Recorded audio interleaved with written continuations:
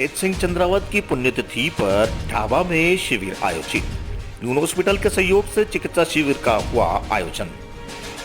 मंदसौर जिले की बैसोदा नगर परिषद के ग्राम ढाबा में नून हॉस्पिटल एंड रिसर्च सेंटर एवं स्थानीय चंद्रावत परिवार के संयुक्त तत्वावधान में निशुल्क जांच चिकित्सा शिविर का आयोजन किया गया, जहां हॉस्पिटल ऑपरेशन मैनेजर ने बताया कि ग्राम निवासी ठाकुर तेज सिंह चंद्रावत की पुण्य स्मृति में परिवारजन एवं नून हॉस्पिटल के द्वारा निशुल्क परामर्श शिविर का आयोजन किया गया।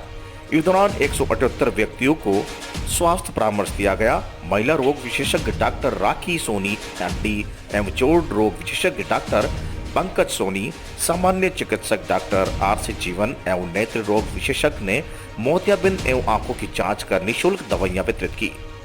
हॉस्पिटल मैनेजर ईशा भटनागर ने बताया कि स्वास्थ्य शिविर के माध्यम से आमजन और गरीब परिवार के लोगों को लाभ मिले, ऐसा नून हॉस्पिटल ट्रस्टी जीनत नून हरनाल का सपना है, जिसको हॉस्पिटल मैनेजमेंट साकार करने का प्रयास कर रहा है। शिविर टीम में business development officer Sudeep Ghosh ने बताया कि जनसंपर्क अधिकारी प्रताप सिंह छाला, मनोज पवार, अनिल, देवेंद्र नुकुम, ढाबा के पूर्व सरपंच शंभू सिंह चंद्रावत, मनोहर सिंह, निर्भय सिंह, शिवराज सिंह, डूंगर सिंह सहित चंद्रावत परिवार ने भी शिविर में सहयोग प्रदान किया। बैसोदा मंडी से मोनू सरदार की रिपोर्ट।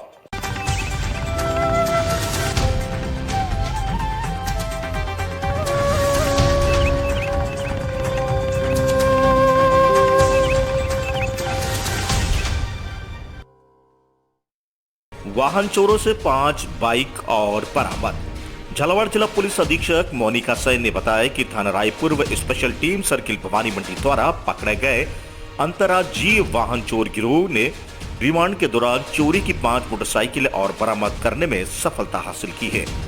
पुलिस अधीक्षक ने बताया कि दिनांक 26/11/21 को थाना रायपुर व स्पेशल टीम सर्किल भवानी मंडी द्वारा अंतर्राज्यीय वाहन चोर गिरोह का पर्दाफाश कर मुलजिम राम बाबू दांगी व सावरलाल दांगी निवासी देवनगर, ईश्वर सिंह निवासी खोलीखेड़ा, गोविंद सिंह निवासी सामंतखेड़ा व बहादुर सिंह निवासी बांसखेड़ी थाना पिड़ावा को गिरफ्तार कर उनके कब्जे से रायपुर, बकानी, सुनेल सहित अन्य जगहों से चुराए हुए वाहन 10 मोटरसाइकिलें बरामद करने में सफलता हासिल की थी, जिन्हें न्यायालय में द्वारा 3 दिन के पुलिस रिमांड पर सौंपा था। इस वर्ष अतिरिक्त पुलिस अधीक्षक राजेश यादव, अतिरिक्त पुलिस अधीक्षक भवानी मंडी गोपीचंद मीणा के निर्देशन में थानाधिकारी रायपुर इस्लाम अली के नेतृत्व में टीम द्वारा पकड़े गए गिरोह के बदमाशों से गहनता से अनुसंधान व पूछताछ कर मुलजिमों की निशानदेही से चोरी की 5 मोटरसाइकिल और बरामद करने में सफलता हासिल की है।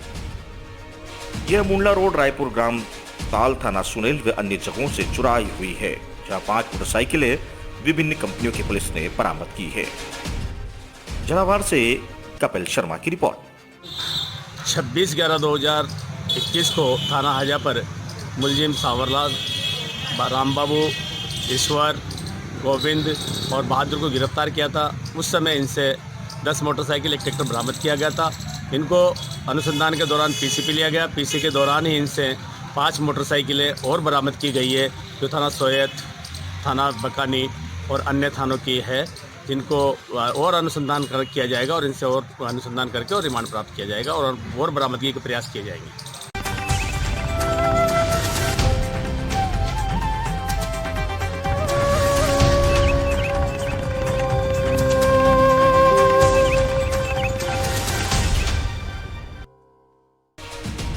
पगारिया में सरकारी बैंक में लगी आग समय रहते पाया काबू। पगारिया में रविवार की शाम को झालावाड़ केंद्रीय सरकारी बैंक में आग लगने से हड़कंप मच गई। बैंक मित्री श्याम सिंह ने बताया कि शाम के समय अचानक बैंक के अंदर से धुआं निकलने लगा और सायरन बजने की आवाज सुनकर आसपास के लोगों में हड़कंप मच गई और बड़ी संख्या में लोग एकत्रित हो गए। जहां बैंक कर्मी रणजीत ने आने पर बैंक के ताले खोलकर देखा तो वहां शॉर्ट सर्किट होने से पूरे कमरे में धुआं भर गया। ग्रामीणों की सतर्कता से बैंक में जानमाल की हानि से बच गई, साथ ही बड़ा हादसा होने से भी टल गया। पगरिया से मनोज जैन की रिपोर्ट।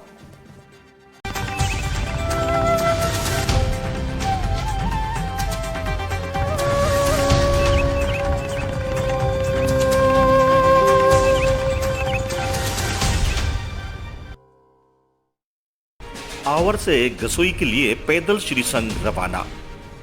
आवर में चतुर्मास कर रहे आचार्य चंद्रकीर्ति सागर मासा की निश्रा में सोमवार तड़के चरी पलित संघ रसोई के लिए पैदल रवाना हुए। इससे पूर्व मां साहब ने सानिध्य में जैन मंदिर में पूजन किया और मांगलिक के बाद ढोल नगाड़ों के साथ पैदल संघ रवाना हुआ, जिसके पगरिया में श्री संघ द्वारा स्वागत किया गया एवं महाराज साहब के पगलिया भी लिए गए। पगरिया में प्रभावना वितरण के बाद श्री संघ रसोई के लिए रवाना हुए। पैदल संघ में 100 से अधिक महिला, पुरुष और बच्चे शामिल हुए। इस दौरान साध्वी मुक्तिप्रिया श्री जी, महाराज शाह की शिष्या हर्षप्रिया श्री जी, अहरम प्रिया श्री जी, युगादि प्रिया श्री जी, महाराज शाह भी मौजूद रहे। आवर से मनोज जैन की रिपोर्ट।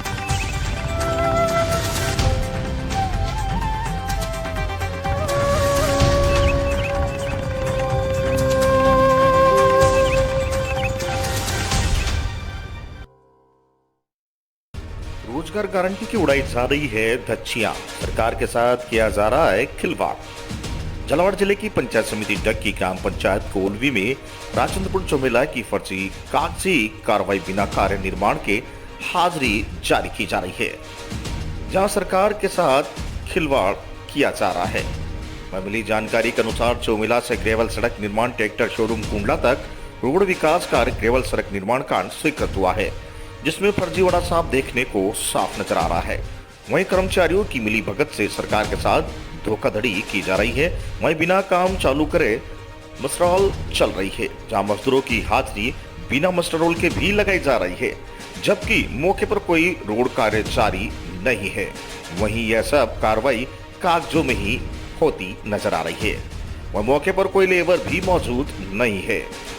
वहीं जेसीबी द्वारा कार्य करवाए जा रहे हैं, जहां सरकार की रोजगार गारंटी योजना की खुलेआम धज्जियां उड़ती हुई नजर आ रही है।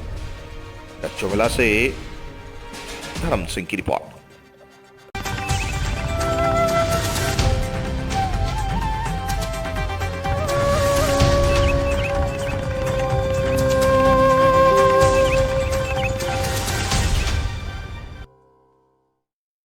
हिंदू परिषद व बजरंग दल की बैठक संपन्न। 12 विभाग की बैठक रामकुंड बालाजी में आयोजित।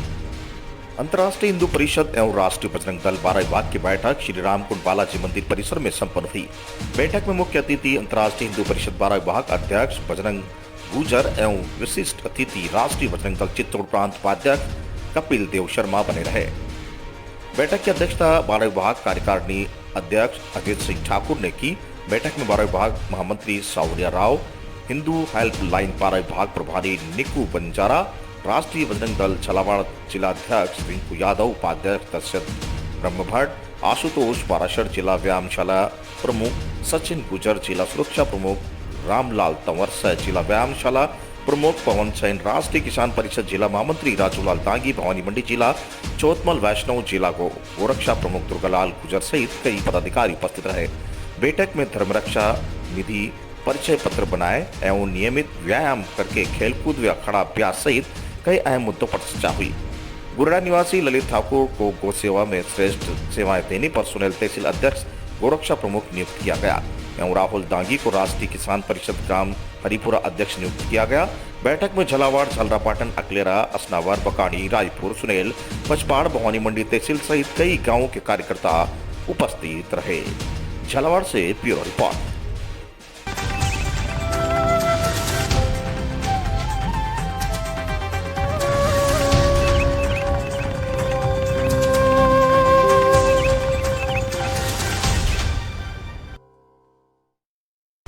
कैलाश्वर महादेव मंदिर पर कोवैक्सीन कोविशील्ड शिविर संपन्न। पार्षद हेमलता गौतम का 100% टीकाकरण का लक्ष्य।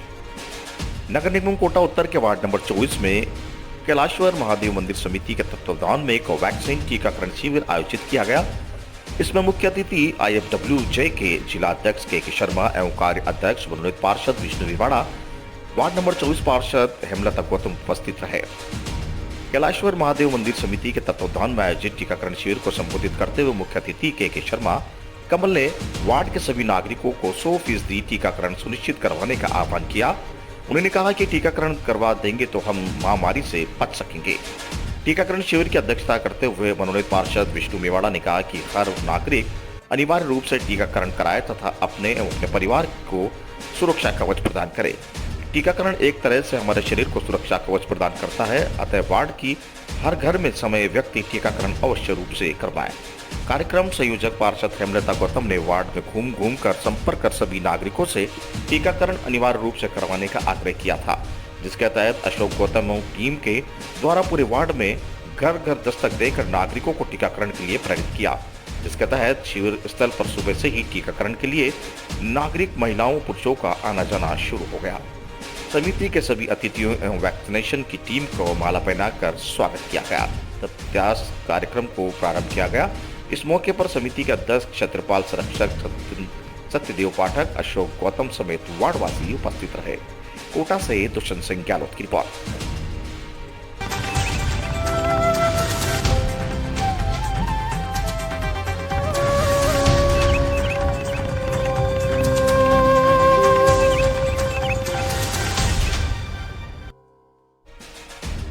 समर्पण मानव सेवा समिति की टीम द्वारा घायल गाय का किया उपचार।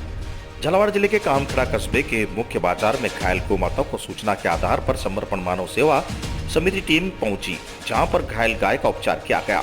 कस्बे में घायल गाय का उपचार करते हुए लोगों ने समर्पण मानव सेवा समिति टीम की खूब जमकर सराहना की।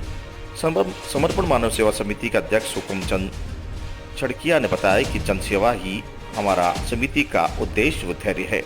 इसके तहत हम गौ माता की सेवा के लिए तत्पर रहते हैं। जब भी कोई हमें फोन करते हैं तो हम तुरंत बेपरवाह निकल जाते हैं। वही उन्होंने बताया कि यहाँ पर कोई घायल गौ माता पड़ी हुई थी, जहाँ टीम के साथ में पहुंचकर पूर्ण रूप से गौ माता की सेवा उपचार किया। इससे टीम को बड़ी प्रसन्नता और खुशी मिलती है। गौ सेवा से बढ़कर कोई सेवा नहीं। इस मौके पर हुकुमचंद छड़किया, गोविंद कुमार मीणा, पशु चिकित्सा विभाग कंपाउंडर महावीर रावल, राज्य आदित्य नवल मीणा, बंटी सेन आदि मौजूद रहे। कामखेड़ा से राजकुमार शर्मा की रिपोर्ट।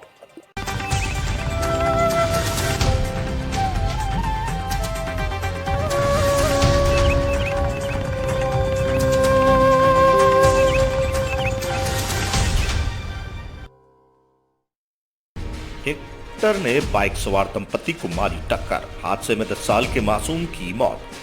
कोटा शहर के उद्योग नगर थाना क्षेत्र में तेज रफ्तार ट्रैक्टर ने बाइक सवार दंपति को टक्कर मार दी। हादसे में 10 साल के मासूम की मौत हो गई, जबकि दंपति घायल हो गए। बाइक सवार दंपति अपने छोटे भाई के प्लॉट के भूमि पूजन कार्यक्रम से लौटकर रंगबाड़ी क्षेत्र में अपने घर जा रहे थे। छोटा भाई का 10 साल का बच्चा भी उनके साथ था। डाकरखेड़ी मेदगंज के पास पीछे से आ रहे तेज रफ्तार ट्रैक्टर ने टक्कर मार दी, जिससे बाइक डिवाइडर से टकरा गई।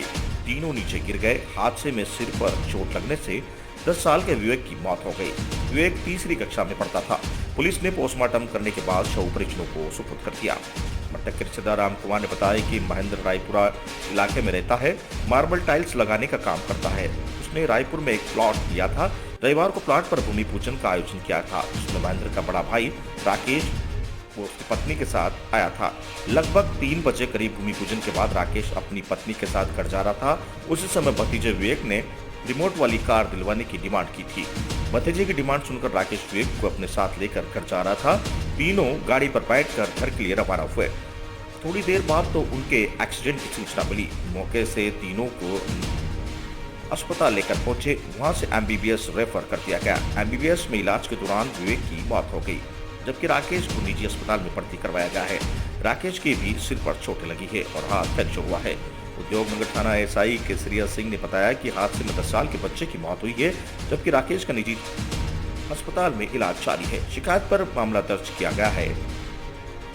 कोटा से दुष्यंत सिंह गहलोत की रिपोर्ट। कल दिनांक 28/11/2021 को महेंद्र, जो मृतक लड़के के पिताजी हैं, जिसके रायपुरा में भूमि पूजन था। भूमि पूजन होने के बाद राकेश, महेंद्र का बड़ा भाई राकेश की पत्नी, वह महेंद्र के लड़के को लेकर रंगवाड़ी जा रहा था, अपने घर रंगवाड़ी जा रहा था। जब ये मोटरसाइकिल से डाकरखेड़ी पुलिया से आगे उम्मेदगंज नहर के पास पहुँचे तो पीछे से महिंद्रा ट्रैक्टर जिसका नंबर RJ20 RA 1104 के चालक ने गफलत लापरवाही से चलाकर मोटरसाइकिल के पीछे से टक्कर मार दी, जिससे मोटरसाइकिल सहित राकेश, विवेक और राकेश की पत्नी डिवाइडर से टकरा गई, जिससे विवेक के और राकेश के सिर में चोट आई, जिनको विवेक को मेडिकल कॉलेज में भर्ती कराया था, जिसकी दौरान इलाज मृत्यु हो गई। राकेश का भी इलाज चल रहा है, जो प्राइवेट हॉस्पिटल में भर्ती है। उम्र थी सर बच्चे की? बच्चे की उम्र 10 साल करीब है, जिसकी मौत हुई है। पोस्टमार्टम करा रहे हैं। मुकदमा दर्ज हो गया, मुकदमा दर्ज कर लिया है। मुकदमा 504/2021 है, धारा 304 209 304 में तफ्तीश। आपका नाम बताइए और पद बताइए। आपका नाम और पद? केसरिया सिंह ASI थाना उद्योग नगर कोटा।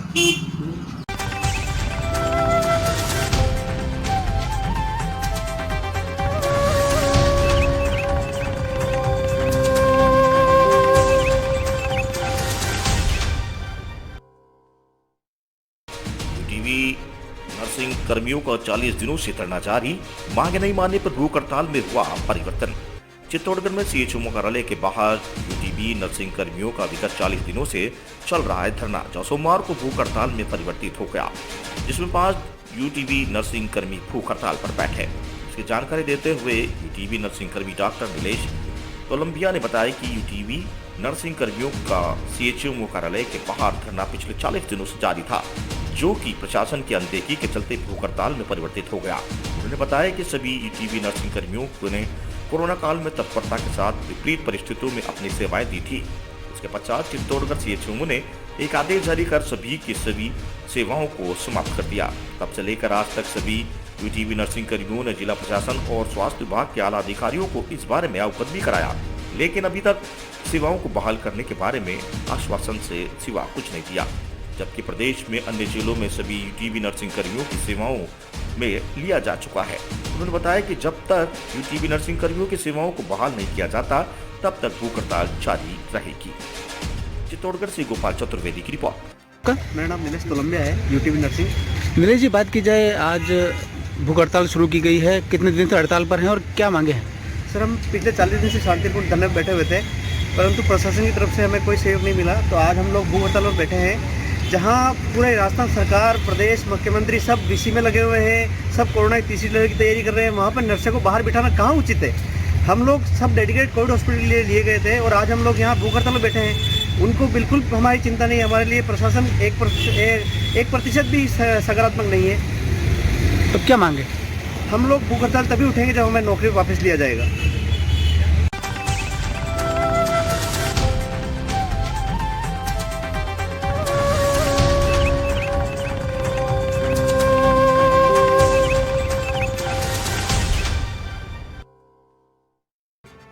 जाते जाते 2 जिंदगियों को नेत्रदान कर नवजीवन की सौगात दे गई मां। इंदिरानगर के राधा स्वामी सत्संग की प्रेरणा से 2 अनजानों को अंधेरा जीवन को रोशनी से कर गई गुलजार। मरने के बाद कुछ नहीं बचता, यदि प्रेरणा लेनी हो तो मां से लो, जो मरणोपरांत भी अपने शरीर के प्रत्येक अंग, चमड़ी व सिंग तक को आमजन के जीवन में अनेक लाभ देने के लिए दान कर जाती है। राधा स्वामी सत्संगी व भक्तिमयी कोटा के कुनाड़ी निवासी मां इंदिरा नागर दरअसल इन्हीं भावनाओं से अत्यधिक प्रेरित थी। Lions Club Kota K techno के डायरेक्टर एवं टीम जीवनदाता के संस्थापक भुवनेश गुप्ता बताते हैं कि वे जब नेत्रदानी इंदिरा नागर के बेटे से फोन पर नेत्रदान हेतु पहुंचे, तब पति पंजीवन नागर ने कहा कि अंतिम समय में भी वो जयपुर राधा स्वामी सत्संग में गए हुए थे। जयपुर से में ही अपनी बहन के घर रुके थे। देर रात सत्संग के घर लौटने पर अपना अचानक हुए हृदयघात से उनका निधन हुआ। दिन में कोटा आने के बाद पारिवारिक मित्र पुष्पेंद्र ने ज्योति मित्र भुवनेश गुप्ता को संपर्क किया। गुप्ता ने फौरन आई बैंक सोसाइटी के संपर्क द्वारा नेत्र संकलन की प्रक्रिया पूरी करवाई। मरूंगी तब भी कुछ करूंगी। नेत्रदानी मां इंदिरा धार्मिक प्रवृत्ति की थी, वह सदैव परोपकारी विचार से सामाजिक सरोकार में व्यस्त रहती थी। गुप्ता के अनुसार 4 संतानों में 2 विवाहित पुत्र व 2 विवाहित पुत्रियों को अपने पीछे छोड़कर गई है। पति प्राण जीवन कहते हैं कि इंदिरा ने हमारी अगली पीढ़ी में सामाजिक सरोकार के संस्कार जीते भी दिए हैं और मरणोपरांत भी नेत्रदान कर मानवता का अनूठा संस्करण पारित कर गई है। हमेशा दयालुता व दरियादिली की मिसाल पत्नी मरूंगी तब भी मैं कुछ करूंगी जैसी बातें सामान्य कहा करती थी। अब वो नहीं है, किंतु ये वाणी हमेशा पूरे मेरे परिवार को प्रेरित करती रहेगी। प्रक्रिया में Shine India Foundation, Lions Club Kota के टेकनुमा, भारतीय जन कल्याण ट्रस्ट एवं आई बैंक सोसाइटी कोटा चेस्टर का सहयोग रहा। कोटा से दुष्यंत सिंह गहलोत की रिपोर्ट।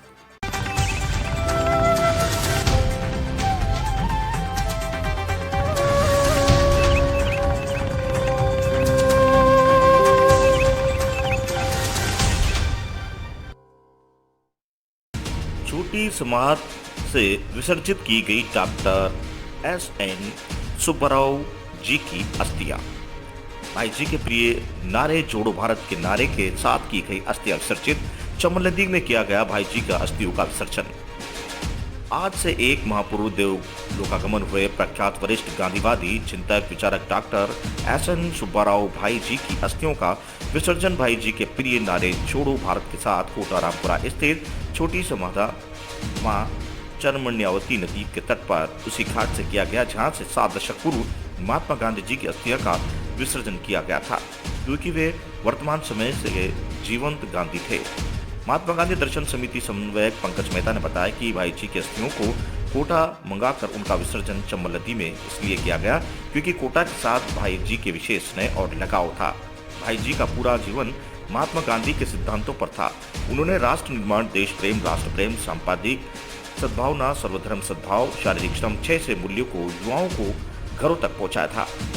Doctor SN. सुब्बाराव भाई जी की संस्था राष्ट्रीय युवा योजना की प्रदेश समन्वयक व जिला अध्यक्ष डॉक्टर निधि प्रजापति ने बताया कि मरते वक्त भी भाई जी की अंतरात्मा में जोड़ो भारत का सपना चल रहा था। यही कारण था कि वे वेंटिलेटर पर होते हुए भी जैसे ही अचेत अवस्था में भाई जी ने जोड़ो भारत गीत सुना, बेहोशी की हालत में भी उनका हाथ उठ गया। हम प्रयत्न करेंगे कि भाई जी के सपने भ्रष्टाचार, गरीबी, भुखमरी, बेरोजगारी, अशिक्षा जैसी सामाजिक बुराइयों से समाज को मुक्त करे और नशा मुक्त भारत बनाए। समग्र सेवा संघ सर्वोदय मंडल प्रदेश मंत्री एवं भारतीय किसान के महामंत्री दशरथ कुमार ने कहा कि कोटा भाई जी के लिए केंद्र में रहा है। वो यहाँ अंतर्राष्ट्रीय युवा केंद्र बनाना चाहते थे। इस अवसर पर संवेदना सेवा रिसर्च फाउंडेशन के डॉक्टर आर.सी. साहनी, कोटा जिला सर्वोदय मंडल अध्यक्ष व हाड़ौती खादी ग्राम उद्योग समिति मंत्री कमलेश किशोर शर्मा, भ्रष्टाचार विरोधी न्यास एवं वरिष्ठ समाजसेवी विजय पालीवाल, प्रेरणा सेवा संस्थान की कविता शर्मा, अंतर्राष्ट्रीय माहेश्वरी क्लब के अध्यक्ष महेंद्र माहेश्वरी, सोसाइटी हेड की संस्था की राजलक्ष्मी ज्योति भदौरिया, रीना खंडेलवाल, कविता शर्मा, चंदन देशवाल, राकेश गोस्वामी आदि उपस्थित रहे। कोटा से दुष्यंत सिंह गहलोत की।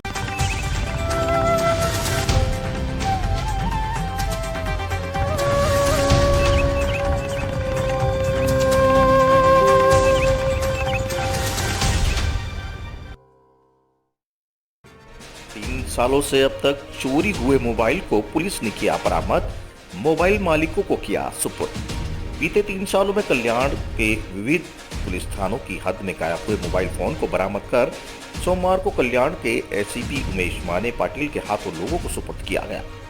पुलिस के मुताबिक साल 2018 से 2020 के दौरान कल्याण के बाजार पॉइंट, खड़कपाड़ा, महात्मा फुले और कोलसेवाड़ी पुलिस थाने में मोबाइल मिसिंग की अनेकों शिकायतें दर्ज हुई थी।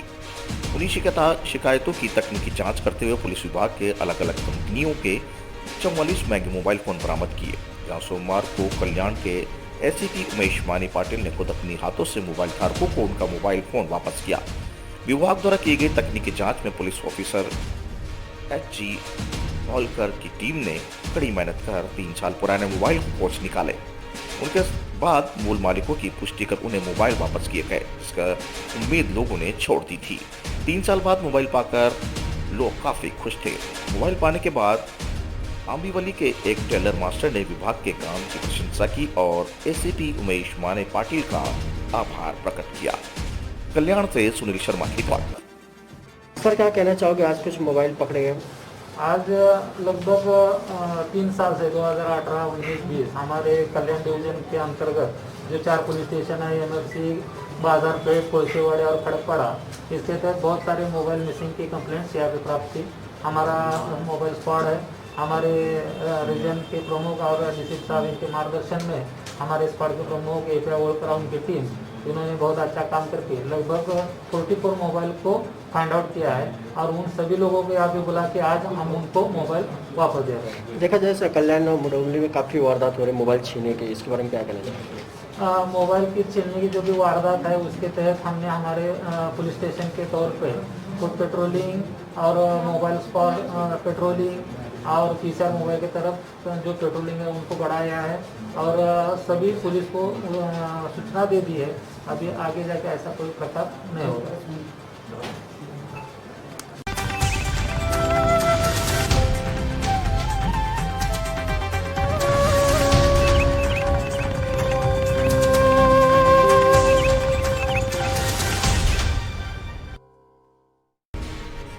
विदेश से घूमकर आई महिला निकली कोरोना संक्रमित, स्वास्थ्य विभाग ने की जांच।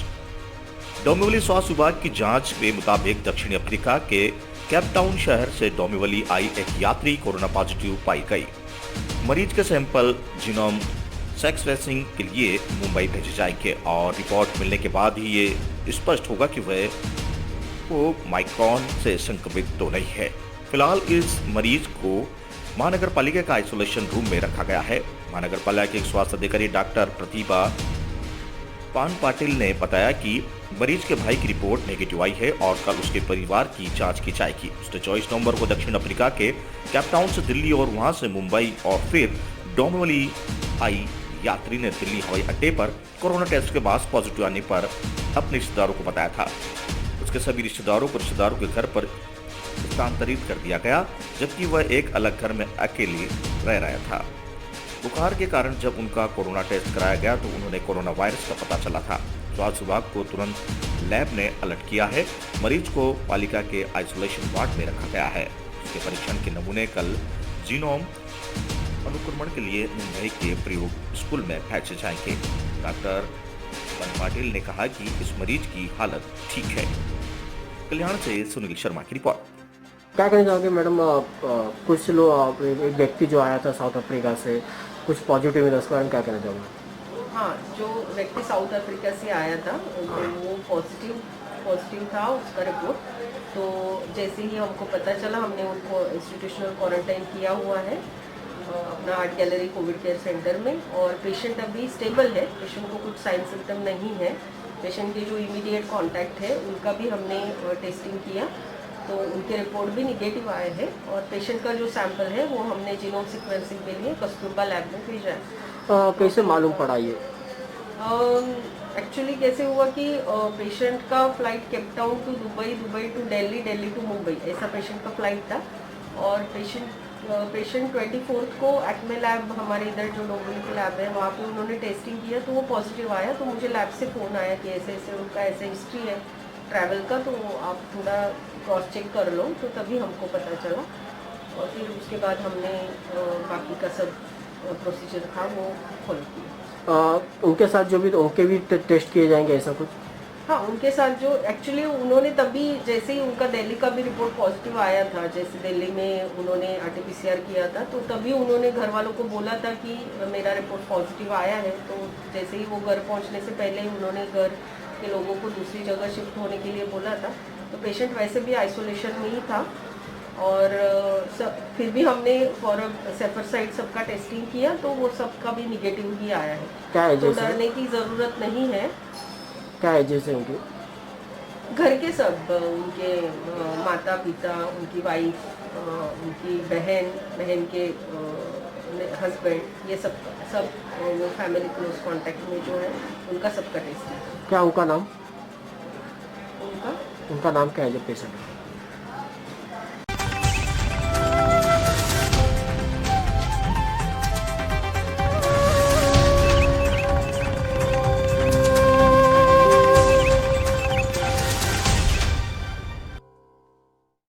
शामगढ़ में अंडरब्रिज की मांग को लेकर धरना स्थल पर पहुंचे कैबिनेट मंत्री हरदीप सिंह डंग एवं जिला कलेक्टर से बात करते हुए नागरिकों के आंखों में आंसू आ गए। जल्द से जल्द अंडरब्रिज बनाया जाए ताकि नागरिकों को परेशानी का सामना नहीं करना पड़े।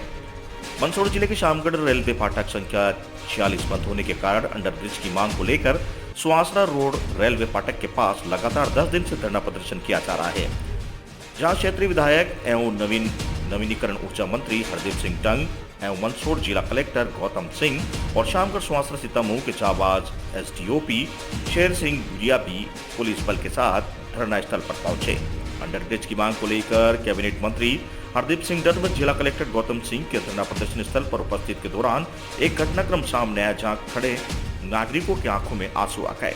वार्ड नंबर 14 के पार्षद प्रतिनिधि व कांग्रेस नेता राकेश सत्संगी भावुक होकर रो पड़े और कई महिलाओं के द्वारा कहा गया कि जल्द से जल्द या तो रेलवे का गेट खोला जाए या फिर अंडरब्रिज बनाया जाए, ताकि हमको काफी परेशानी का सामना करना पड़ रहा है, जहां आने जाने वाले लोगों को राहत महसूस हो। शामगढ़ से ब्यूरो रिपोर्ट।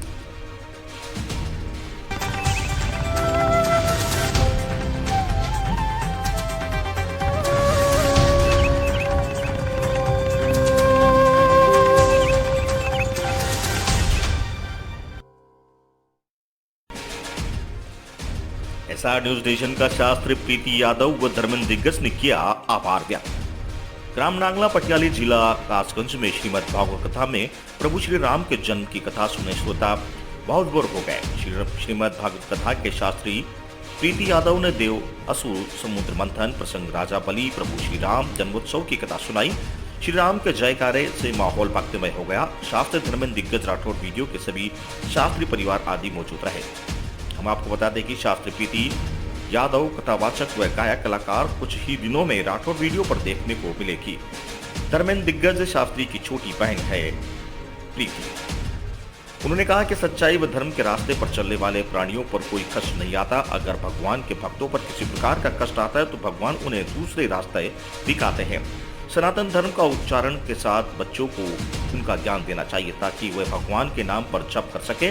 कथा में भगवान श्री कृष्ण के प्रकट दिवस व वासुदेव एवं भगवान श्री कृष्ण की झांकियों के दर्शन देख स्थल में बैठे भगवत झूमने लगे। आरती भोग के बाद भंडारा लगाया गया, जिसमें भक्तों के प्रसाद ग्रहण किया गया। कथा में शास्त्री परिवार धर्मेंद्र दिग्गज की ओर से धार्मिक कार्यक्रम का आयोजन को सफल बनाए जाने के लिए आभार जताया गया। एटा से ब्यूरो रिपोर्ट।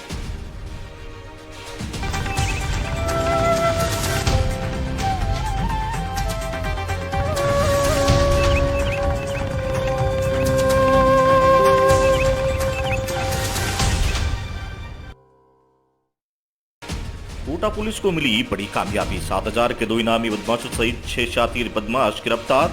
थानों में 78 मामले हैं दर्ज। कोटा शहर में आतंक का पर्यान बन चुके 6 शातिर बदमाशों को गिरफ्तारी करने में कोटा पुलिस को बड़ी कामयाबी मिली है। पकड़े गए बदमाशों में से 2 के खिलाफ कुल 7,000 का इनाम भी घोषित है। वहीं इन बदमाशों के खिलाफ शहर में विभिन्न थानों में कुल 78 मामले दर्ज हैं।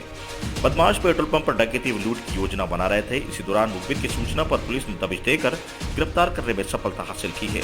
आरोपियों को कब्जे से अवैध देसी कट्टा, पिस्टल, जिंदा कारतूस, चाकू बरामद किए हैं। वहीं आरोपियों को कब्जे से एक कार व मोटरसाइकिल भी बरामद की है। शहर में आए दिन होने वाली चाकूबाजी की घटनाओं को कोटा शहर पुलिस को इनकी लंबे समय से तलाश थी।